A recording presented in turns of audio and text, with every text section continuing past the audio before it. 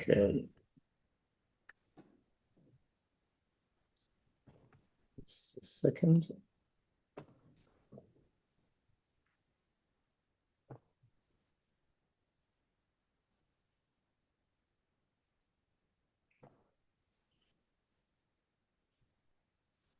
Okay. And we are live. So good morning, everyone. Welcome to another episode of the Crypto Hour. Today, Friday, the 6th of March. Wasn't here last week, so we're now back to normal, and I remind you from the upcoming change at the end of the month, the clocks will move forward in the UK. So the time will still remain 9 o'clock in the UK, and there's always a difference, if you're in another country. So when if the clocks don't update, the daylight saving time doesn't update at the same time, then watch, your time in your country might change. So let's go and share my screen straight away. So we'll look at a few things as usual. So let's go and have a look at the economic calendar first.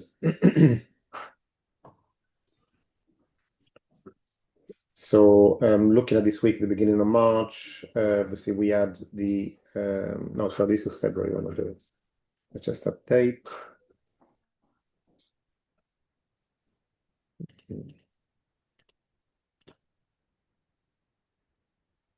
Okay. So we had if we just concentrate on the kind of the red items, we have manufacturing figures pretty much being as expected. So the usual weekly employment figures. I mean, nothing major. We'll look at these in a little bit more detail in a second. Again, the services, purchase manufacturing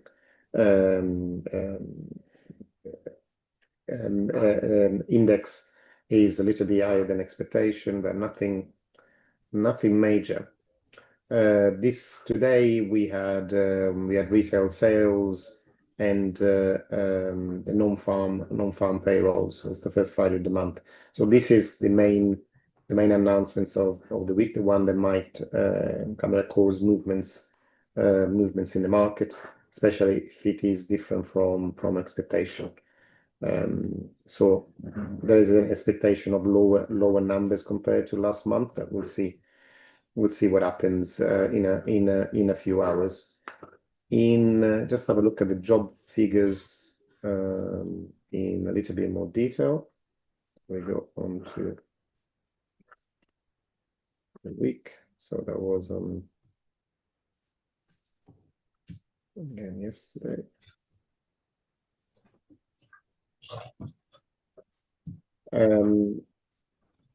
Okay, it's continuing jobless claim, which is the one that I look. So the long-term unemployed, really, has risen a little bit more than expected, but we're still in that kind of limbo between 1.8 million and 2 million that we've been on for several months. So it's no real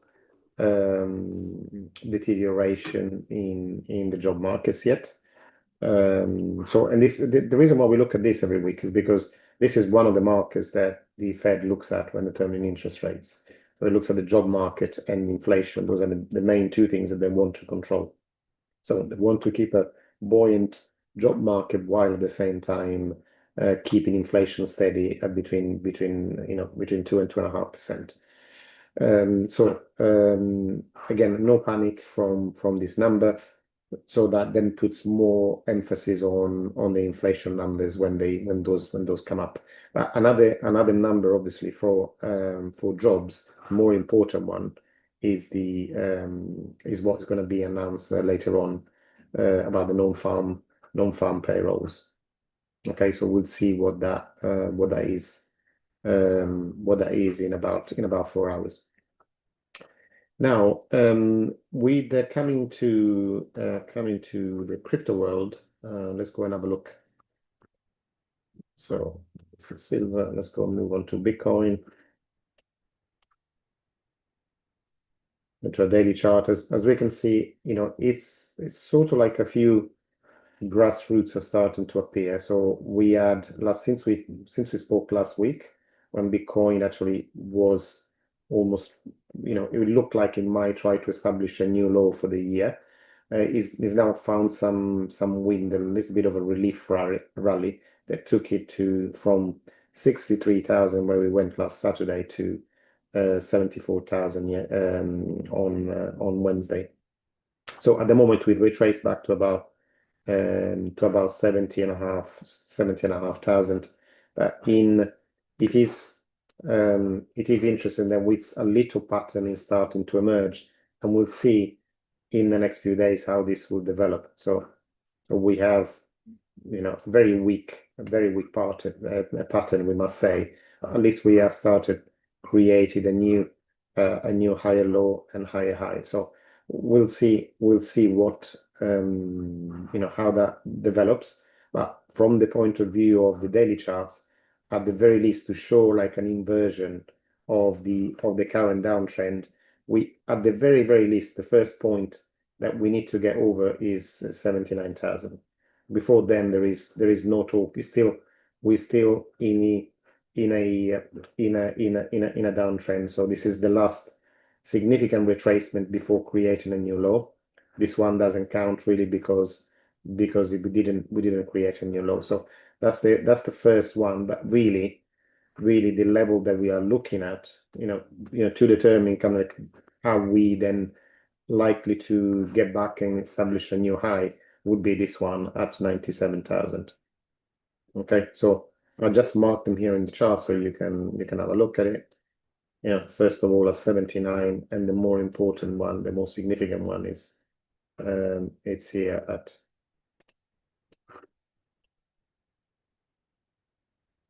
97. Okay, so this is still early days yet, but it is encouraging, obviously, to see a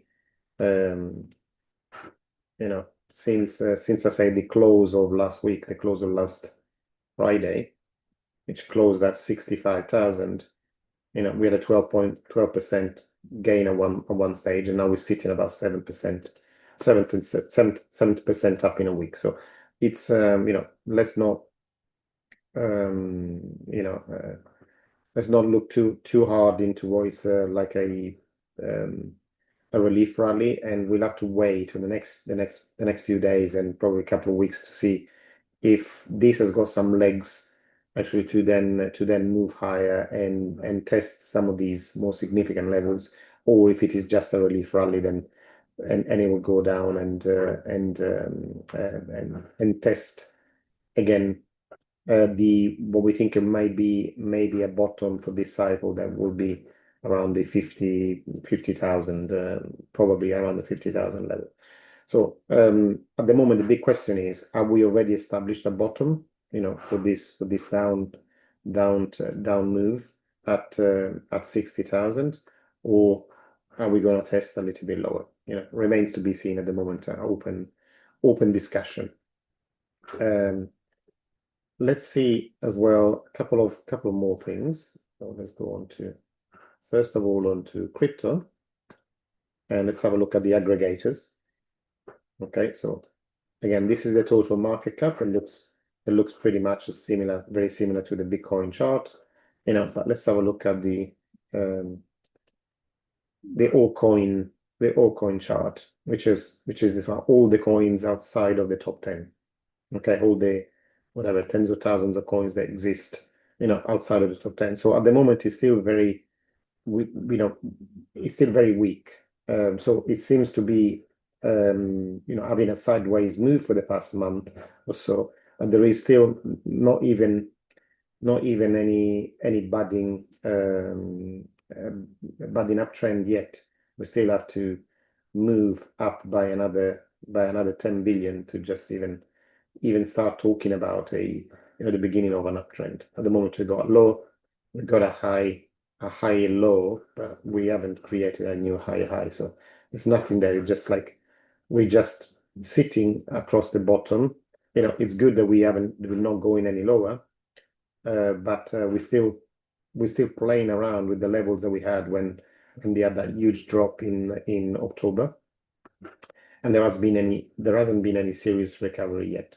But again, a move up by an extra 5% will then increase the probability of an uptrend beginning in all coins as well. At the moment, very much Bitcoin dependence, and so I'll show you what it looks like in the Bitcoin chart. And when we look at the Bitcoin dominance chart as well, Bitcoin has gained back some market share at the moment. We're sitting almost at 60% Bitcoin dominance, which means that 60% of the total market cap of crypto is represented at Bitcoin and 40% by everything else. So again, we expect, if like another bull market develops and Bitcoin has another run, then we would expect this ratio to decrease. So basically all coins then to start growing faster than Bitcoin.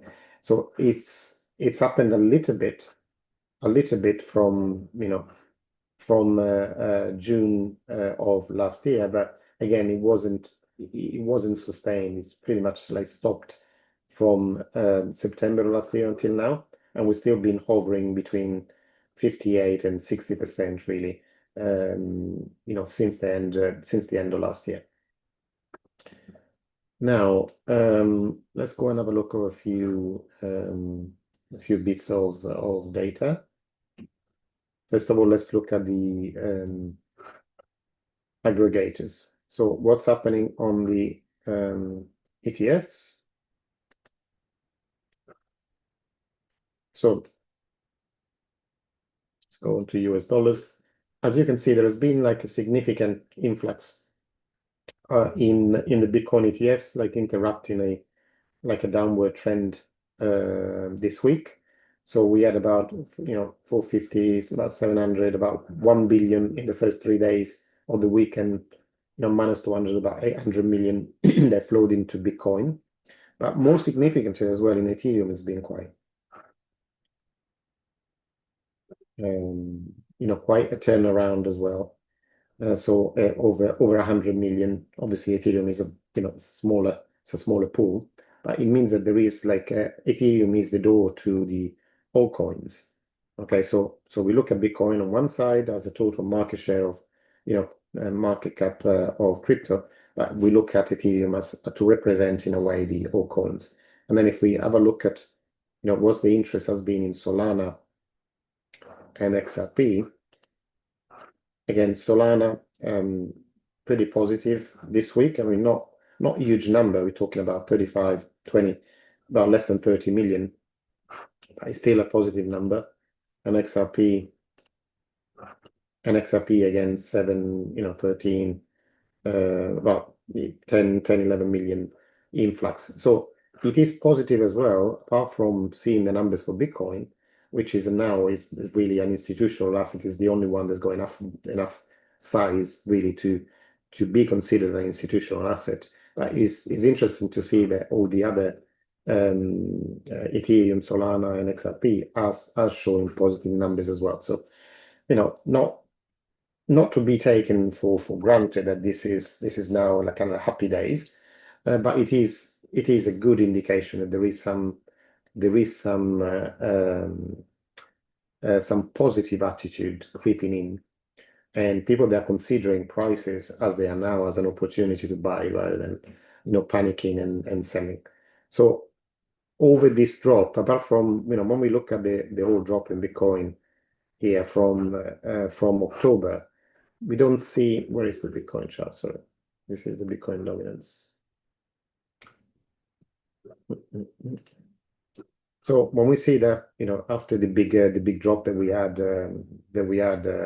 in October last year, yeah, okay, it's apart from this particular day, there haven't been a lot of what you would consider like panic moves. So there have been some concerted and consistent drops in prices, but without panic associated with it, which tells a lot.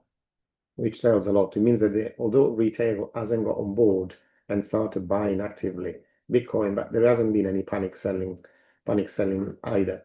And the fact that we're now starting to kind of establish a bottom around 60,000, it's kind of like a good marker, because we are then approaching, as you say, in this level that came right after the introduction of the ETFs in 2024, the crypto ETFs. That's great. So we are in that sort of demand zone when institutions started getting interested. So these are the lowest price at which they bought in 2024. So when price, retraces to that level, it's likely to find some, purchasing power again to push the price higher. Now, the last thing that I want you to look at is how is Bitcoin doing compared to gold?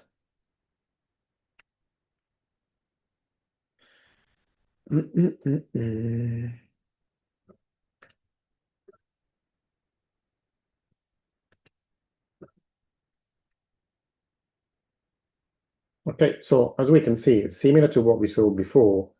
Like we started the drop in kind of like at the end of 2024, but again towards the bottom part of 2025 from August, and then again from that famous day in October we started dropping. And we can see that like Bitcoin in terms of value over the past year, because of the increasing buying of gold from central banks, the relationship between gold and Bitcoin, it's Bitcoin's price in terms of gold has gone down about 75%, or be 66%, about one, 2/3. Now we started seeing over the last week or so, there's a slight turnaround. Although it doesn't seem like a huge move, but it's still like 10%. 12% at the moment where we are. At the top, it was about 15. So they're starting seeing a few signals of, what we can consider maybe shifting assets between gold and Bitcoin, because eventually, if we look further down the road, you look at a very long-term chart, we are now still, even with this huge drop, the price of Bitcoin and gold is better now than it was in 2020. Obviously, it went out to really lofty highs, but overall, if you're taking the highs out and just considering, let me just go into the parallel channel. Okay. Oh, sorry.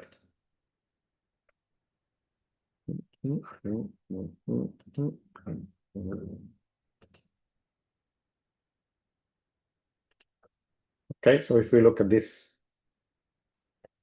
channel, so excluding the big guys, we can see it's obviously a very volatile relationship, but it's also following a certain pattern as well. So again, we are now towards the bottom of this channel, which may represent a buying opportunity or switching between gold and Bitcoin. Okay, so it's basically what I'm saying is that we are approaching levels where, in terms of gold, Bitcoin is now cheap. Okay, and you see again potential appreciation, we've seen in the past in previous bull markets, potential appreciation by about 300%, 200% increases. So we may be approaching a similar level right now, and we might be seeing the first signs here on the kind of daily chart of this turnaround that we have already seen in 2020, again beginning of 2023. So again, start looking at these things. So this is about 3 years away. Okay, March 2020, January 2023, and maybe February 2026. Okay, so we're talking about 3 years apart. So I know it's still a very young relationship, only about 15 years old. But if you start looking at patterns, recognizing patterns is one of the first lessons in economic investment, to start recognizing patterns. So I personally see it like an opportunity right now to get invested in crypto. As long as you have some funds remaining on the side. Okay. Other things that also we can look at the moment. So we looked at the ETFs. Let me just sign into this. Just give me a second.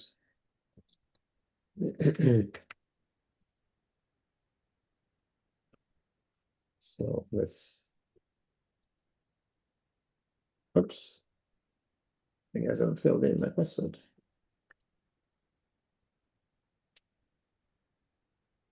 Okay. Again, realized price. So this is again. Sorry, let me go back to what it was.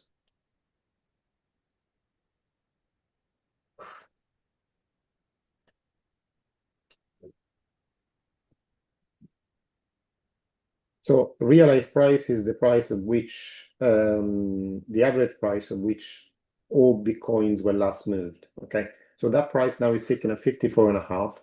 For me, I consider that as kind of like floor price during a bear market.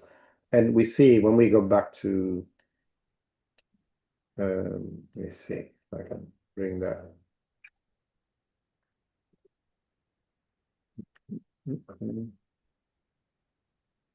If I can look it up, resolution. Okay, it doesn't let me go back below 2023. But if we look back to the last bear market, so this is where pretty much price stopped within a range of the realized price. So we can consider 54, 54.5. I would consider about 10% either way would be the area that I'd be watching for the bottom in this cycle. Okay, so 5% above will takes us to about the 60,000 level that we have already touched. 5% below will be about 50,000, which will take us again to the area when the ETFs were launched in January 2024. Okay, and so this is still kind of the areas that I'll be considering as where the bottom will be established, and maybe already has been established. We don't know. Also, we look at the NUPO.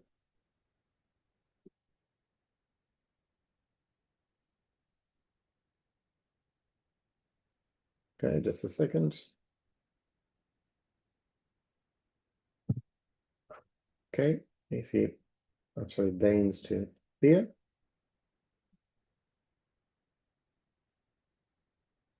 There we are. So again, here we started seeing a turn back up. So we've gone down to pretty low levels because this is not really an established bear market yet. But he went down to levels they are associated with the kind of like the winter, crypto winter, or so much. And now we actually starting to turn around, we go in bands that go by 0.25% at a time. Okay, so we're going from the first band is actually below zero, and then we go up at 0.25, 0.5, 0.75 with levels above 0.75. They are associated with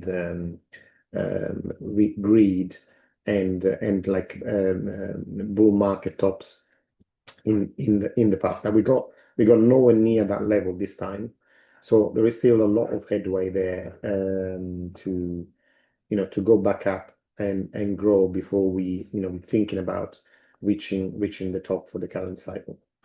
Okay, now let's go and have a look at a few bits of news for a few minutes, and then we'll take some questions. Now, interesting bits of news that I just picked up this morning.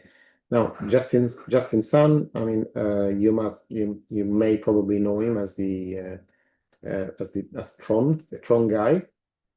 he had a case against him by the SEC that was dismissed, for a payment of kind of 10 million penalty for violating federal securities law, which, for a billionaire, like it's really is peanuts. But in any case, that is good for crypto. Again, the crypto name is not being dragged in the mud, and will not be able to being tried again for the same claims. Okay, so that's the positive news for crypto.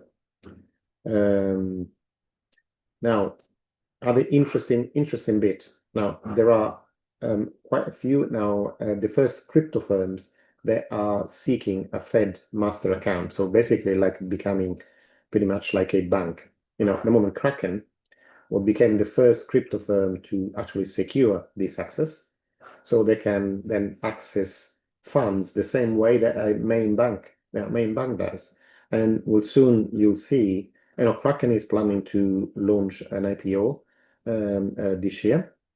That will soon be companies like Coinbase, etc., and some kind of crypto banks that were already neobanks already launched to become mainstream banks and then compete directly with the banking system. So it's it's the cards are on the table. The cards are on the table, and it's not doesn't make a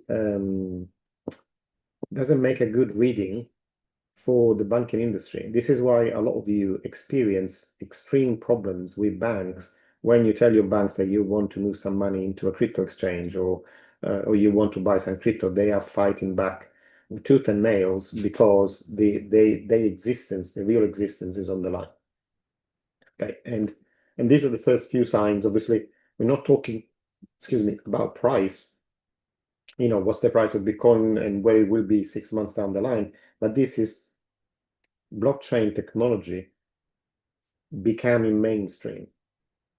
Okay, this is what this is about, and then taking market share from establishing markets like banking, like the financial sector, and now there is a big discussion in the Clarity Act, in giving crypto firms allowing crypto firms to actually give a good interest rates to people that hold USDC and USDT.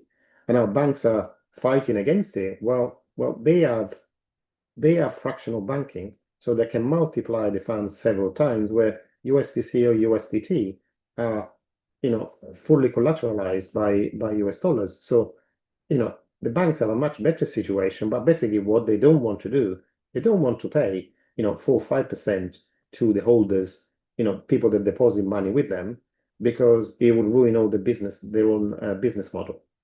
Okay, where crypto can afford to do that because it doesn't cost them anything, so they take a little cut, while they give a lot of the profits back to the users, but obviously they take the cream off the top and they earn huge amounts of money on what is not their money. So they're perfectly happy with that model, which the banks will find it difficult to imitate. So, and this is another big deal. So as again said, there are little bits of news. They go really, if you're not looking for these things, they really go unnoticed. But these are all the agencies that look after securities. Okay, so we are talking that the Federal Deposit Insurance Corporation and the Office of the Comptroller of the Currency and the Federal Reserve Board. Okay, they are basically giving guidance of how banks can treat blockchain-based securities. So, in other words, tokenized securities. Okay, where before the banks were required to keep a higher capital back if they were holding these assets. Okay, well, basically they were penalized, with the heavy capital buffers. Now, what they are saying is that it doesn't really matter how assets are come into existence, if they are on the stock market or if they are tokenized. There shouldn't be any difference in the way that the banks and the regulator treats these assets. So basically, open up the whole banking sector to the tokenized asset market. Okay, because then now they can treat those assets like they treat everything else, and they will not be penalized for holding those. So this is a good like green light to tokenize assets on the blockchain, obviously in the US, but the US is a huge market. In the last thing that I wanted to show you as well is the effect of where is that? First of all, the news of Cardano, about Cardano. Actually, two news. The first one is this, that it's for the first time now ADA is accepted at some stores in Switzerland. So it's about 137 supermarkets and now can accept direct ADA payments. So, and people can use it directly from their wallet without having to go through an intermediary, can pay directly in ADA. And from the point of view of the retailer, I see they don't have to pay the high fees they are associated with taking cards. So this is one of the reason the crypto was created, to have direct access between the person that's paying, the person that will receiving the funds, without any intermediaries. If everything you spend on your MasterCard, on your Visa card, has a fee of about 2% that the issuer of the cards takes. And so it's not doesn't benefit anybody else apart from the issuer of the card, where in this case all the value stays between the two parties that are making the transaction. So it's obviously it's a small step, but it's the first step. And the fact that Cardano Foundation now working together with all the other entities within Cardano, they're forming maybe this Pented. They are working together. These are the first results that you see that ADA is being integrated into a payment infrastructure in Switzerland called DFX. So this is the first deal done with the supermarkets SPAR, but obviously as this platform extends to other retail outlets, then automatically ADA will be available as a payment for these other outlets. So that's a kind of big news from that point of view on how crypto can be used in the real world. And another bit of news from Cardano is that now, I don't know if I had that.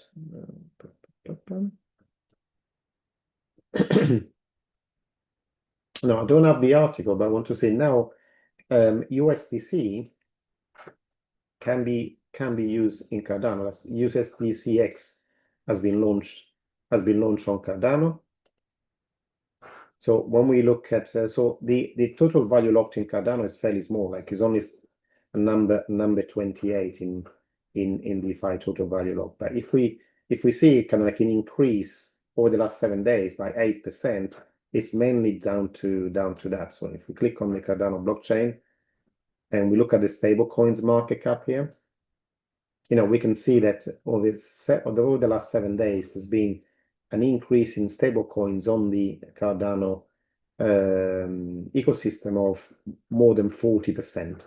And now USDC represents 37% of the stable coins on Cardano. So this is the effect of being able to use USDC on Cardano.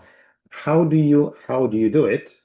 Because it's like the USDC is slightly different. Is USDCX because it's not an Ethereum token because it's on Cardano. So Cardano cannot take it directly Ethereum tokens at the moment. So there is a procedure that we can have a look. So you can either use an official bridge, where you go to the USDCX bridge or similar link like this. The way you can deposit USDC like from Ethereum or another chain like Binance Smart Chain, whatever you got your Ethereum, your USDC, and then receive the equivalent USDCX on your Cardano wallet. Or if you have it on a centralized exchange that supports the base chain, like Coinbase, for example, you can withdraw USDC directly to your Cardano wallet address. Okay, and you send USDC and it arrives on Cardano like USDCX, with no extra steps needed. So we'll see. I'm not quite sure. And obviously, Coinbase uses Base, the Base chain, so that you can do it from Coinbase. I'm not quite sure at the moment if it's still possible from Kraken on Binance. I haven't tried, but it is. There is now a way of using or transferring USDC from Cardano and Ethereum that it's easier than what we had in the past. And with the launch of Midnight, this will become even easier. So now that we have the first major stable coin on Cardano, we probably will see an increase of growth, an exponential growth of the Cardano DeFi sector, which is already very, very solid in terms of products, and it just needs liquidity to actually launch to the next level. So just to give you an example, and this is maybe down to the introduction of USDC. So last week I was showing you the Strike Finance app, which is on Cardano. Will probably soon launch as well on Solana, and there are plans to start accepting directly EVM tokens like Ethereum tokens in the near future. So if we look at the Cardano activity this week, so this is just for this week, it shows a weekly return of 4.25%. Okay, which is highly unusual, kind of like it would be nice to have that kind of return every week, but it's taken to the APR at the moment to over 110% for the year. So it's quite significant, and we might see, obviously, the Strike is one of the more active DeFi apps on Cardano, and we'll get the benefit of this increased liquidity that they're starting to appear on Cardano. So will be interesting to see how it develops over the next few weeks. But it's interesting to say they're already reaping the rewards of these extra activity.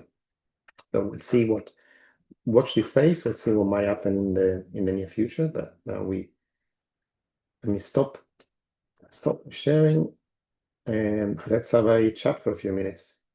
So who wants to start with the questions or contribution? If you have something that you would like to contribute, I haven't discussed, and you have noticed, then please do it.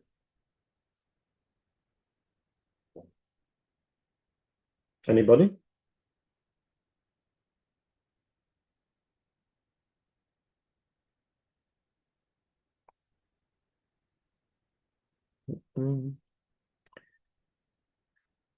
Okay, nobody has any questions.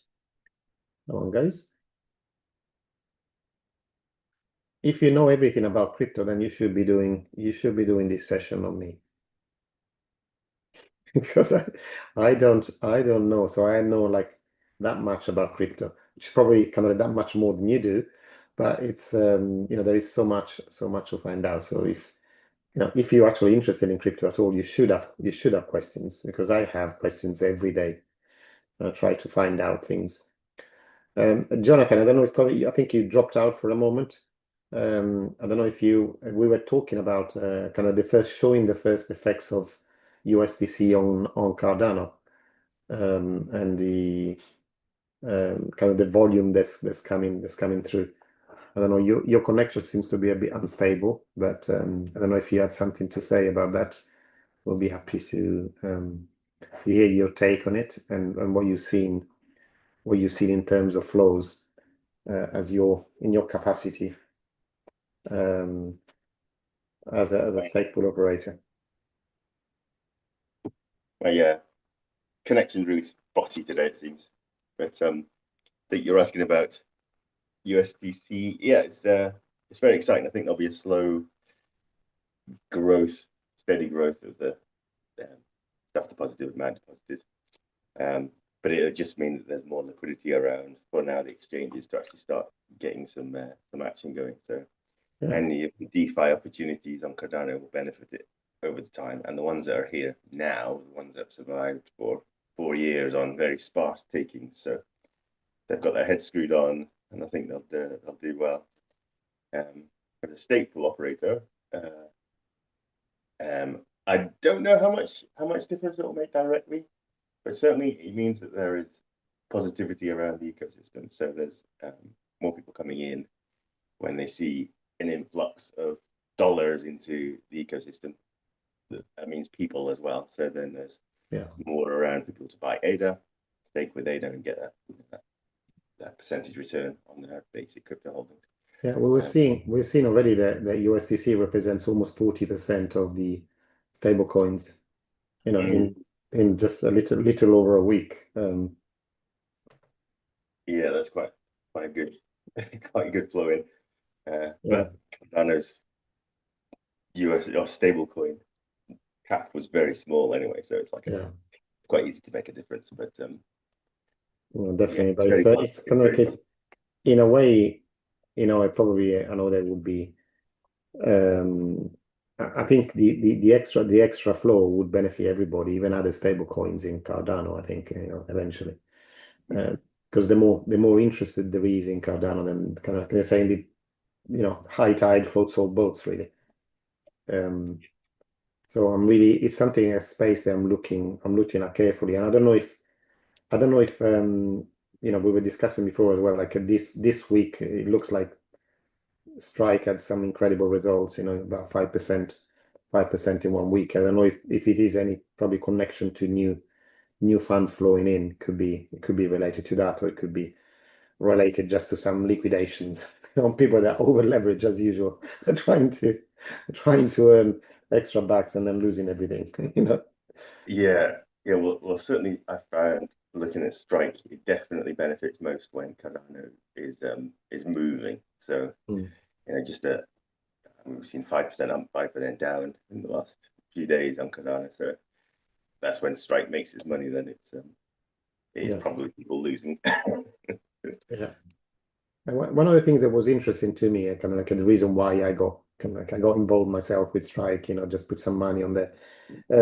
It's interesting because you can just normally when you supply liquidity, you have to supply like 2 different tokens, and you might end up holding the tokens that you don't want as being part of the liquidity pool. But with Strike, it's possible to deposit just Cardano in the ADA. No, thank you. That's not in the ADA liquidity pool.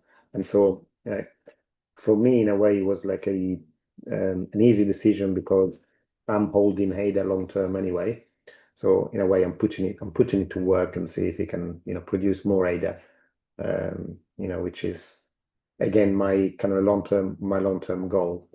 I want to become a big holder of ADA, and so finding ways to multiply your coins, I think, is the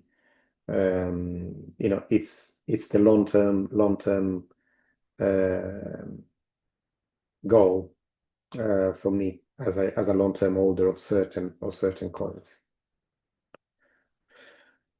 Okay, guys, anybody else has any questions? Because if you don't, again, these sessions are meant to be like question and answer. So once the first few things I want to share with you are finished, then we'll carry on if there are questions. Otherwise, we'll end the session early. So anybody there? Any questions? Like 3, 2, 1. Okay. All right, guys. So if you don't have any questions, then we'll leave it here for the day. So I remind you then, I wasn't here last week because I was away traveling, but from next week, from this week, we're back to normal. So now it's every week at the same time. And just remind you that in the UK, the clocks move for daylight saving time at the last weekend in March. So we're still a few weeks away, but when that happens, then adjust the timing of these sessions always remain at 9 a.m. in the UK. Okay, so if you are in a different country, doesn't adjust the daylight saving at the same time as the UK, please make allowances because the first session after the last weekend in March will be at a probably different time for you. Okay, so have a fantastic weekend, everyone, and I will see you again next week. Hopefully, crypto will continue the positive move that it had this week. But in any case, we'll be here to comment and see what happens. Okay, so have a great weekend, everyone, and I'll see you next week.